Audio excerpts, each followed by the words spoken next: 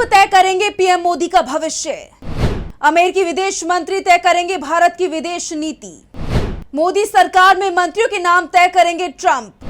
विपक्ष ने की अमेरिका को जवाब देने की अपील। अमेरिका के विदेश मंत्री मार्को रूबियो इस वक्त भारत की यात्रा पर हैं। रूबियो की प्रधानमंत्री नरेंद्र मोदी के साथ बैठक भी हो चुकी है। आमतौर पर किसी देश के विदेश मंत्री से भारत के प्रधानमंत्री की मुलाकात आसानी से नहीं होती है, लेकिन रूबियो अमेरिका के विदेश मंत्री है, इसलिए उनसे प्रधानमंत्री की मुलाकात कोई बहुत बड़ी बात नहीं मानी गई। लेकिन जो बयान रूबियो ने दिया उसके बाद से सवाल उठने लगे हैं कि क्या भारत की विदेश नीति अब अमेरिका तय करेगा। रूबियो और पीएम मोदी की मुलाकात के बाद ये चर्चा भी शुरू हो गई है कि क्या मोदी सरकार में अब अमेरिका का हस्तक्षेप शुरू हो गया है। बात चल रही है कि पीएम मोदी अपनी कैबिनेट का विस्तार करने वाले हैं। ऐसे में क्या नए मंत्रियों की लिस्ट में अमेरिका की पसंद का भी ध्यान रखा जाएगा। विपक्ष इसे लेकर सवाल उठा रहा है कि आखिर भारत अमेरिका के सामने इतना क्यों झुक रहा है। प्रधानमंत्री नरेंद्र मोदी की क्या मजबूरी है कि अमेरिका के राष्ट्रपति डोनाल्ड ट्रंप हो या फिर उनके विदेश मंत्री मार्को रूबियो, ये लोग भारत की बेइज्जती कर रहे हैं और पीएम मोदी इसका जवाब तक नहीं दे पा रही हैं। इन सभी सवालों पर आज हम अपनी स्पेशल रिपोर्ट में करेंगे बात। नमस्कार, मैं हूं आंचल।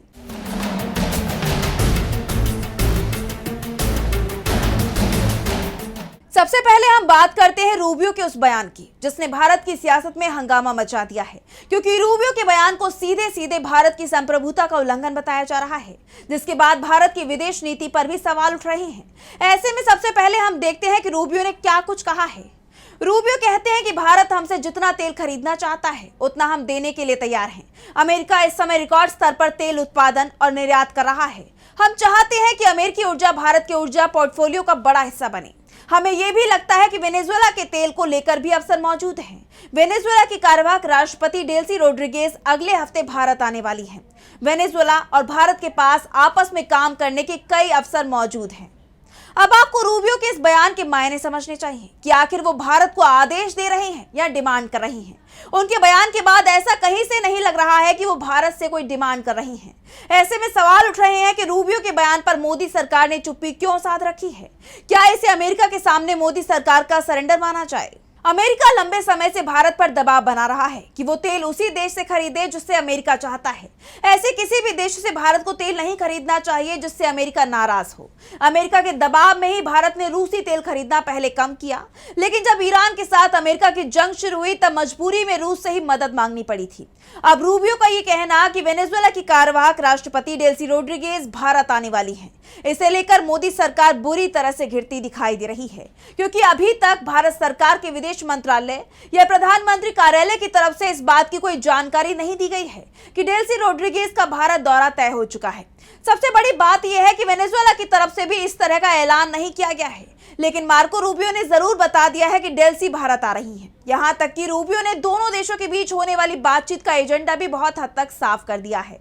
यहां आपको यह भी बता दें कि 2 महीने पहले तक भारत वेनेजुएला से कच्चे तेल की एक बूंद का आयात भी नहीं कर रहा था, लेकिन इस वक्त रूस के बाद भारत सबसे ज्यादा कच्चा तेल वेनेजुएला से ही खरीद रहा है और ये सब अमेरिका की देखरेख में हो रहा है। और अब अमेरिका भारत की विदेश नीति तय करते हुए भी दिखाई देने लगा है।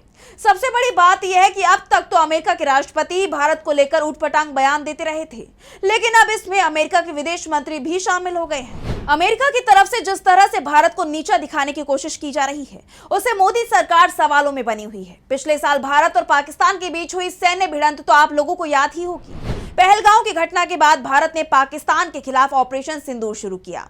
6 और 7 मई की रात को भारत ने पाकिस्तान के अंदर आतंकी ठिकानों पर हमला किया, जिसके बाद 4 दिन तक दोनों ही देशों के बीच जंग चली थी। जंग में भारत बहुत भारी पड़ता दिखाई दे रहा था कि अचानक डोनाल्ड ट्रंप ने सीज फायर का ऐलान कर दिया। ट्रंप ने यह भी कहा था कि दोनों ही देशों ने इस मामले में उनसे मदद मांगी थी। ट्रंप के बयान के बाद मोदी सरकार से देश ने सवाल भी किया था कि क्या भारत ने तीसरे पक्ष की मध्यस्थता को मंजूर किया था।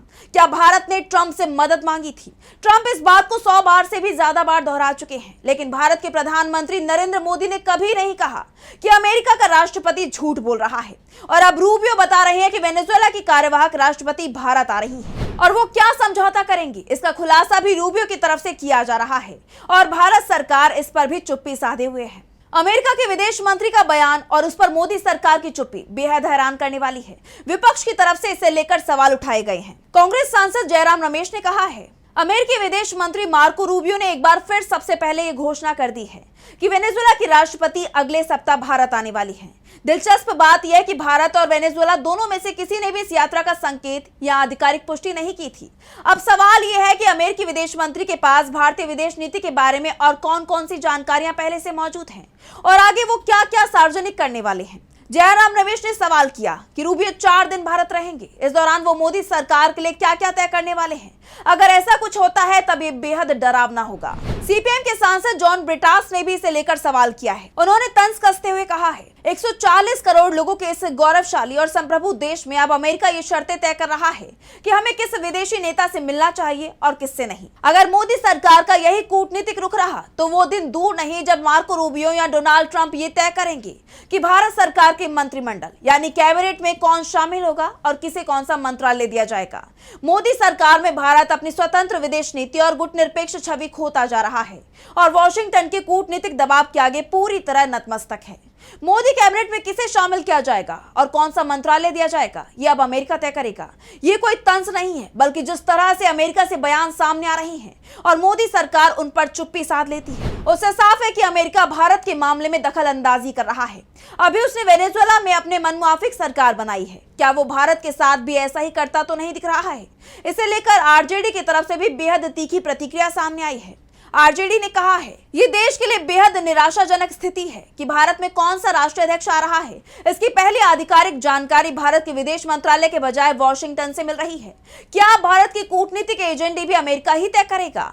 मोदी सरकार की कूटनीति में लगातार अमेरिका फर्स्ट की प्रवृत्ति हावी होती दिखाई दे रही है। ऑपरेशन सिंदूर युद्ध विराम की घोषणा के बाद ये दूसरा ऐसा मौका है जब भारत से जुड़े किसी बड़े संवेदनशील कूटनीतिक फैसले को अमेरिकी अधिकारियों ने पहले सार्वजनिक किया, जो देश की कूटनीतिक स्वायत्तता को ठेस पहुंचाता है।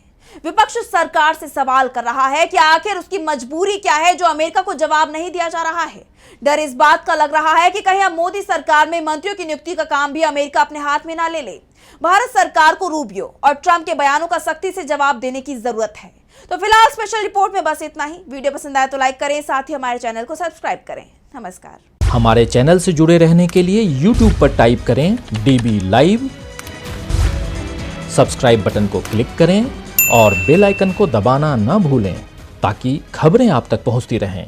देखते रहिए DB लाइव, क्योंकि यहाँ हैं खबरें लगातार। हमारे चैनल से जुड़े रहने के लिए YouTube पर टाइप करें DB लाइव, सब्सक्राइब बटन को क्लिक करें और बेल आइकन को दबाना न भूलें ताकि खबरें आप तक पहुंचती रहें।